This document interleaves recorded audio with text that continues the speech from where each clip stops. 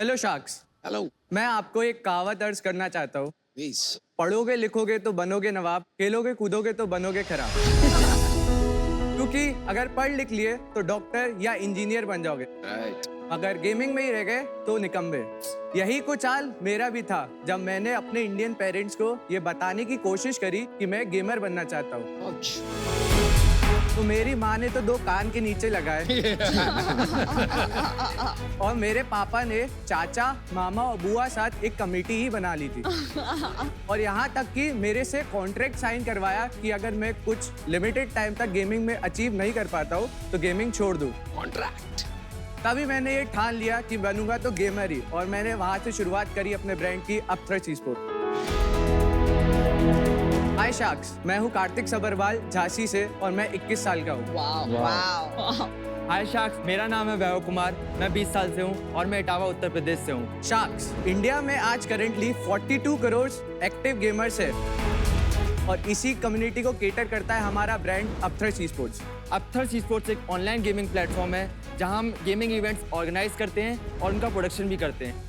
यहाँ अलग अलग गेम्स के अलग अलग इवेंट्स होते हैं, लेकिन सब वर्चुअल। जैसे क्रिकेट में man of the match, best bowler, best batsman को अलग अलग अमाउंट ऑफ मनी और विनर्स को ट्रॉफी दी जाती है। वैसे ही हमारे गेमिंग इवेंट्स में जीतने वाले गेमर्स को अलग अलग अमाउंट ऑफ प्राइज मनी और ट्रॉफीज दी जाती है।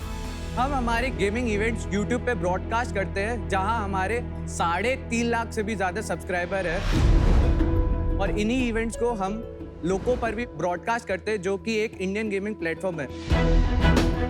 हम अपनी ब्रांड्स के अलावा वाइट लेवल बेसिस पर भी दूसरे ब्रांड्स के लिए इवेंट ऑर्गेनाइज करते हैं।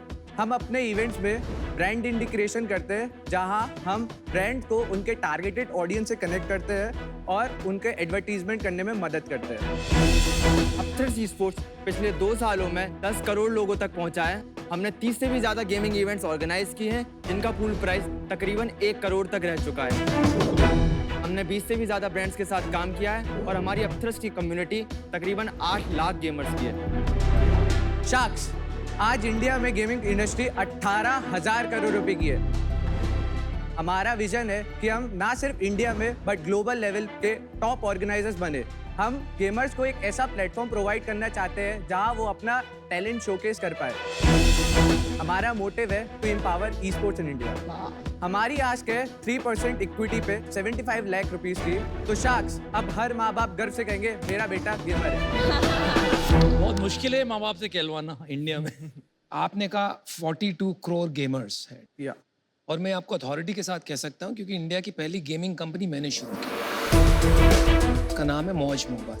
42 करोड़ गेमर्स हैं जरूर, लेकिन most of them are casual gamers. Correct. Basically हम लोग जो मिड कोर है और हार्ड कोर है उनको केटर करते हैं। आज के टाइम पे जो हार्ड कोर गेमर्स है, प्रोफेशनल गेमर्स है, उनकी तादाद 2022 में 1 मिलियन प्लस है और जो मिड कोर है उधर 2 मिलियन प्लस है। अच्छा, थैंक यू। कार्तिक, हाँ जी। आपके जो पेरेंट्स थे, अब उन्हें ठीक लग रहा है कि आप कर रहे हो जो सही कर रहे हो, गेम खेल रहे हो? उन्होंने मेरे को टाइम दिया था कि 6 महीने में कुछ मेरे को 50,000 कमा के दे। फिर? तो 6 महीने बाद 5 लाख कमा के दे दिए। तो फिर उसके बाद पूछा बस तो अभी कोई अपना वो दिखाओगे, डेमो या कुछ? या तो शार्क्स, हम आपको इसके बेटर एक्सपीरियंस के लिए एक लाइव डेमो दिखाना चाहेंगे। जैसे स्पोर्ट्स की दुनिया में होस्ट और कमेंटेटर्स होते हैं, वैसे ही ई स्पोर्ट्स की दुनिया में होते हैं कास्टर्स। तो हम आपको इंट्रोड्यूस कराना चाहेंगे एक प्रोफेशनल ई स्पोर्ट्स कास्टर से जो आपको गेम के बारे में बताएंगे। तो कैन वी ब्रिंग? या श्योर। अच्छा, यहीं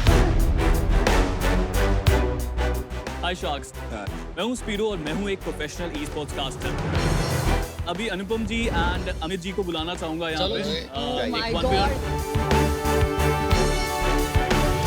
आज हम खेलने वाले हैं न्यू स्टेट मोबाइल। इसके रूल्स बहुत सिंपल रहेंगे, जहाँ पे जो भी शार्क पहले 2 पॉइंट हासिल करेंगे he would win. Ma'am gun का है? अब आइए, अब आप आगे जाओ। गोली कहाँ से मारते हैं? इससे। किससे? इससे? हाँ। सो जैसा कि आप जानते हैं, इट्स अ 1v1 कॉम्पिटिशन।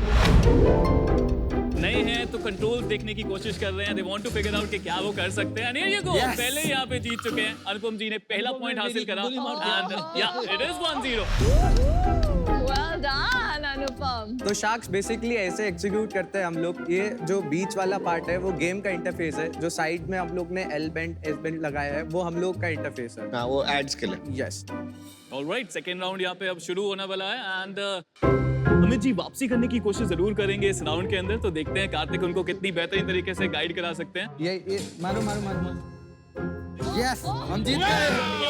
2-0 से अनुपम जी ये कंपटीशन जीत चुके हैं। बहुत बढ़िया।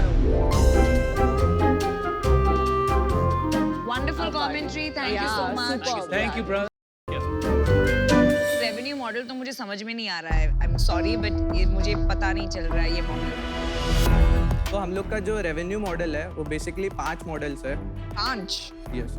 बताइए। जब हम अपने इवेंट्स ऑर्गेनाइज करते हैं अपने चैनल पे, उस पे ब्रांड्स वगैरह आती है या एडवर्टीजमेंट रेवेन्यू है। Correct, not just advertisement. हमने अपने स्ट्रीमिंग राइट्स उस इवेंट के लिए लोगों को दिए, उसके बदले में वो हम लोग को कुछ अमाउंट So own events के लिए ads और streaming rights revenue। करेक्ट। हम लोग अपना प्रोडक्शन आउटसेल करते हैं और वाइट लेबल इवेंट्स भी करते हैं। हम लोग ब्रांड और इन्फ्लुएंसर को आपस में कनेक्ट करा के मार्केट प्लेस है। या correct. Okay, got it. Then और ब्रांड इंडिकेशन। कार्तिक, वैभव, आपकी इंडस्ट्री थोड़ा समझे। स्पोर्ट्स गेमिंग टोटल साइज क्या है ई स्पोर्ट्स इंडस्ट्री का साइज अभी तकरीबन 5,000 करोड़ के आसपास ग्लोबली, इंडिया में। इंडिया में? जी। अभी तक इतना है नहीं। चलो, आपको नंबर्स ठीक से नहीं पता है, लेकिन फिर भी आपकी इंडस्ट्री को थोड़ा ब्रेकअप कर। पिक्चर का एनालॉजी ले लेते हैं, मूवीज का। मार्वल करके स्टूडियो है, उनके पास इंटेलेक्चुअल प्रॉपर्टीज, ठीक है। फिर एक कोई लोग हैं जो पिक्चर बनाते हैं, producers, right. Then there are distributors. Most value capture होता है जिसके पास इंटेलेक्चुअल प्रॉपर्टी है और या कि आपके पास डिस्ट्रीब्यूशन, जो स्ट्रीमिंग हो गया आपकी इंडस्ट्री। आपकी इंडस्ट्री में जो स्ट्रीमिंग प्लेटफॉर्म्स यूट्यूब है, और आपने किसका नाम लिया था? लोको। बाकी जो प्रोडक्शन है, छोटे प्रोडक्शंस करते हैं, वहां भी पैसा बनता है, लेकिन इतना वैल्यू कैप्चर नहीं होता है। तो आप एक प्रोड्यूसर, ये बात सही है, you are not a distributor. इसमें यार बिजनेस बनाना तो मुमकिन है, लेकिन इन्वेस्टमेंट के तौर से थोड़ा मुश्किल है। आप बेसिकली एक ई गेमिंग ऑर्गेनाइजर हैं आज की तारीख में, और वहाँ आप एक हद तक धंधा बना सकते हैं, 2 करोड़, 5 करोड़, 10 करोड़, लेकिन उसके बाद आप कैसे डिस्प्रपोर्शनेटली स्केल करेंगे ताकि मेरा रिटर्न बन सके एज एन इन्वेस्टर, वो आज की तारीख में क्लियर नहीं है। शायद आप समझा नहीं पाए। आप कुछ बोलना चाहेंगे? यस। तो बेसिकली लास्ट ईयर जो हम लोग ने रेवेन्यू जनरेट किया वो अगस्त से मार्च तक का था, जिसमें हमने 59 लाख रुपए जनरेट करे। इस साल हम लोग ने 6 मंथ्स में 3 करोड़ का रेवेन्यू जनरेट किया है। वाह, वेल डन। पिछले महीने कितना किया? 33 lakhs। चलिए, मेरा डिसीजन फिर भी वही रहेगा, क्योंकि मुझे लगता है कि ये एक हद तक आप उसके बाद स्केल नहीं कर पाओगे। बस एक बात की मैं आपको दाद दूंगा, इंग्लिश में कहते हैं make your passion your work and you won't work a day. तो आपने वो किया, आपके मम्मी डैडी आज प्राउड है, तो बहुत गर्व की बात है। But I am out. Good luck. मैंने भी अपना डिसीजन बना दिया है। तो यू नो यूजुअली एक बिजनेस एक्यूमेन से हम आपकी मदद कर सकते हैं, मेंटरशिप कैपिटल दे सकते हैं, लेकिन इस एरिया में सचमुच मेरा बिल्कुल एक्सपर्टीज नहीं है।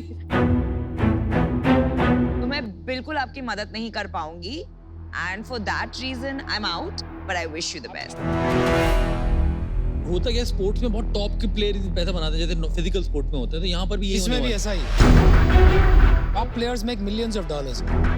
एक स्पोर्ट्स में, क्रिकेट में भी खेलते तो 16 लोग ही है, बट पैशन तो सभी रखते ना कि मेरे को वहाँ पे जाके रिप्रेजेंट। वाह, क्या जवाब है, बहुत अच्छा। तो वैसे ही ई स्पोर्ट्स में भी है, वो देख देख के सीखेंगे और आगे आएंगे, और शायद वो एक दिन उस लेवल पे पहुंच जाए कि वो भी महीने का 1 1.5 करोड़ पे कमा रहे हो। अगर ई गेमिंग, ई स्पोर्ट्स अगर ओलंपिक्स में अलाउ हो रही है ना, तो समझ रहे हो आप किस लेवल पे जा रहा है वो। देखिए, वक्त तो बदलेगा और वक्त के साथ बदलना ही पड़ेगा। तो ये साफ दिख रहा है 30 लाख रुपए महीने के कमा रहे हैं। चलिए कार्तिक और वैभव, ये जो इंडस्ट्री है, मुझे भी नहीं एज अ प्रोडक्शन आपके लिए कितनी कंपेटिटिव होगी, कितना इजी है to get in the market, इसकी एग्जैक्ट मुझे सेंस नहीं है कि आपके पास कोई मोट है जिससे आप प्रिवेंट कर सके बाकी लोगों को आके आपके साथ compete करने में। तो मैं अभी इसमें इन्वेस्ट नहीं कर पाऊंगी, but best of luck and well done. मैं ना बहुत बिलीव करता हूँ ई स्पोर्ट्स में। मुझे लगता है e sports is the future, जो मैंने आपको लग ही रहा है देख के। मुझे खाली डाउट है कि आप जो कर रहे हो ना वो बहुत छोटे लेवल पे एक ई स्पोर्ट्स कॉम्पिटिशन और उसकी स्पॉन्सरशिप का काम कर रहे हो। आपको पता है इसमें डेल की भी कंपटीशन आ रहा है, इंटेल भी घुस रहा है, तो आप इस कंपटीशन को लड़ने के लिए आपके अंदर ऐसा क्या है? ये सब आपने ब्रांड्स का नाम लिया, ये लोग एक प्रोडक्शन कंपनी ढूंढती है और वो हम लोग को ही हायर करते हैं, हम जैसी प्रोडक्शन कंपनी को जो उनके इवेंट्स करते हैं। मैं बाहर होना चाहूंगा इससे, इसलिए नहीं कि मैं इसमें बिलीव नहीं करता। मेरे को अगर धंधा दिखता तो मैं डाल देता पैसा, कि अगर ये होना ही है इंडस्ट्री में तो इनोवेटेबल है तो इनोवेटेबल है, बट आपको प्रोडक्शन का काम है, ये प्लेटफॉर्म का काम नहीं है। मैं अभी बाहर होना चाहूंगा इस वजह से। अमन आप बचे हैं केवल। मैं यही बताना चाहता हूँ आपको कि मैं भी आउट हूँ। एक सवाल पूछो आपसे, आपकी प्रॉफिट कितनी हुई 3 करोड़ में से? लास्ट ईयर जो नेट प्रॉफिट ये 6 महीने 30 to 35%। क्यों आप पैसा रेस कर रहे हो यार? बनाओ ना अपना प्रोडक्शन कंपनी, 20 करोड़ का धंधा करो, 5 करोड़ रुपया कमाओ साल का, फिर देखो क्या करो। All the very best guys. दुखी मत हो, हंसते हुए जा। आपने सबसे बड़ा काम क्या किया ना, टीवी पे, नेशनल टीवी पे पूरे देश को बता दिया कि this is also an option, this is not something to make fun of or be embarrassed about. इससे भी काम हो सकता है, करियर बन सकता है। Thank you, Bye. All the good best. Job.